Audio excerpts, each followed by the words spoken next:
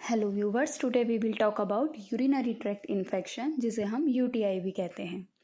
Urinary tract infection एक ऐसा infection है जो हमारे यूरिनरी ट्रैक्ट में होता है due to pathogenic micro organisms. Pathogenic micro organisms का मतलब है वो माइक्रो ऑर्गेनिजम्स जो हमें डिजीज़ कॉज करते हैं। यूटीआई हमारे यूरेथ्रा, ब्लैडर, यूरेटर और किडनी को अफेक्ट करता है।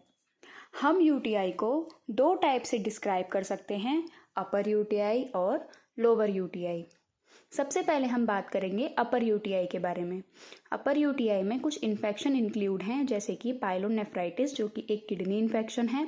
दूसरा है इंटरस्टिशियल नेफ्राइटिस जो कि रीनल ट्यूब्यूल्स के बीच में स्पेस में प्रेजेंट होने वाला इन्फेक्शन है। तीसरा है रीनल एब्सेस, जिसमें हमारी किडनी टिश्यूज़ में पस का एक्यूमुलेशन या कलेक्शन होना स्टार्ट हो जाता है। अब हम बात करेंगे लोअर यूटीआई के बारे में। लोअर यूटीआई में भी कुछ इन्फेक्शन इंक्लूड हैं, जैसे कि सिस्टाइटिस जो कि यूरिनरी ब्लैडर का इन्फेक्शन है और ये सबसे कॉमन टाइप का यूटीआई है। दूसरा है प्रोस्टाटाइटिस जो कि मेंस में होता है प्रोस्टेट ग्लैंड में। और तीसरा है यूरेथ्राइटिस जो कि यूरेथ्रा में होता है। इस डायग्राम में आप देख सकते हैं अपर ट्रैक में होने वाले इन्फेक्शन और लोअर ट्रैक में होने वाले इन्फेक्शंस को। अब हम बात करेंगे स्टेजेस के बारे में। सबसे पहली स्टेज है कोलोनाइजेशन। कोलोनाइजेशन में जो पैथोजेंस हैं वो यूरेथ्रा में जाके कोलोनाइज्ड करते हैं, मीन्स ग्रो करते हैं, वहाँ पे स्टे करते हैं और उसके बाद वो ब्लैडर की तरफ बढ़ने लगते हैं।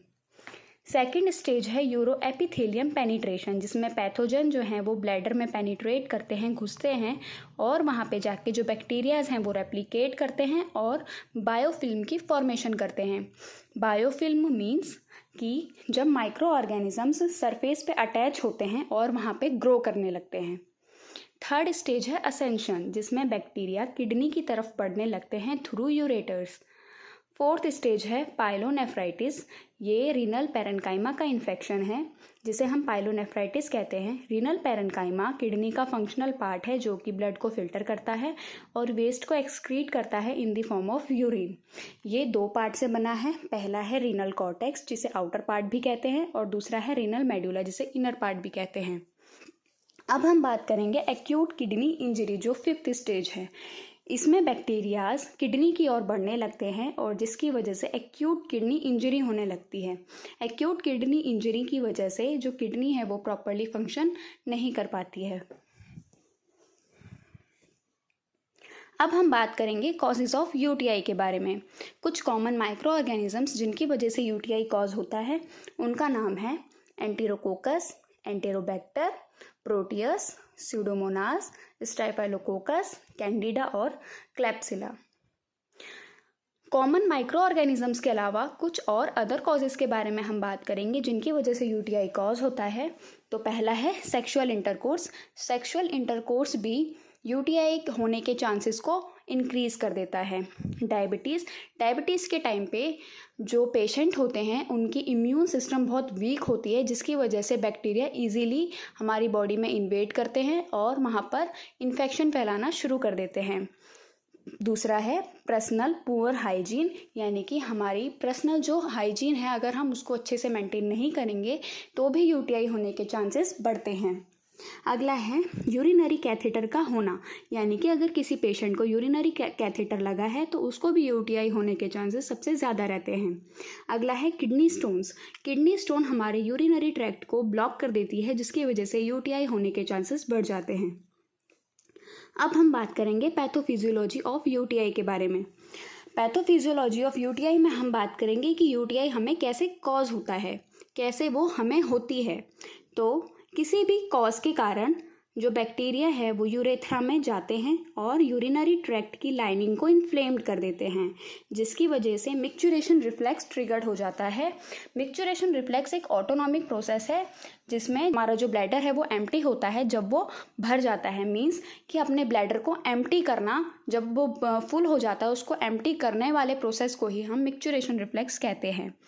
मिक्चुरेशन रिफ्लेक्स ट्रिगर्ड होने की वजह से कुछ सिम्टम्स दिखते हैं, जैसे कि अर्जेंसी मीन्स कि एक सडन और स्ट्रॉन्ग नीड होना यूरिनेट करने की, बर्निंग हेमेचूरिया, यूरिन के साथ ब्लड का दिखना, इरिटेबिलिटी चिड़चिड़ापन, और पाईयूरिया यानी कि हमारे यूरिन में पस का दिखना, ये सारी चीज़ें होने लगती हैं।